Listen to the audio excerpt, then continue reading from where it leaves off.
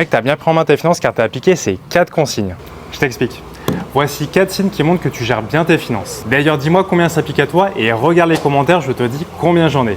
Numéro 1, avoir un fonds d'urgence d'au moins 2000 euros. Là, je te parle d'avoir de l'épargne de côté sur un livret A par exemple. Car 30% des Français ne peuvent pas se permettre une dépense d'urgence de 1000 euros. Donc je pense qu'avoir le double de côté, c'est le strict minimum. D'ailleurs, idéalement, avoir entre 3 et 6 mois d'épargne de côté, c'est le top. Numéro 2, ne pas montrer sa richesse. À la place, construis-la en silence, car dans la société d'aujourd'hui, tout le monde veut montrer son statut. À travers sa voiture, avoir la dernière Audi ou Mercedes grâce au leasing, ou les restos les plus fancy pour partager sur Insta, ou encore avoir des vêtements de luxe de chez Gucci ou des sacs chez Louis Vuitton. Les vrais riches, eux, ils ne se vendent pas car ils n'en ont pas besoin. Donc les plaisirs comme ceux-ci, pourquoi pas, mais pas tous les mois. 3. Être en capacité de gérer ses dettes ou même ne pas en avoir. Le Français moyen, il a une dette de 6 000 euros hors prêt immobilier. C'est quand même beaucoup moins que les Américains qui ont 20 000 $ de dette en moyenne. Donc si tu es en dessous de cette moyenne, c'est bien joué, mais fais quand même bien attention aux prêts Sofinco ou CTLM. Et réfléchis 2 fois quand tu achètes ta voiture à crédit. Numéro 4. Respecter ses objectifs de dépenses et d'épargne. Idéalement, la cible, c'est 15 à 20% minimum de ton revenu mensuel, que tu ne vas pas épargner, mais investir.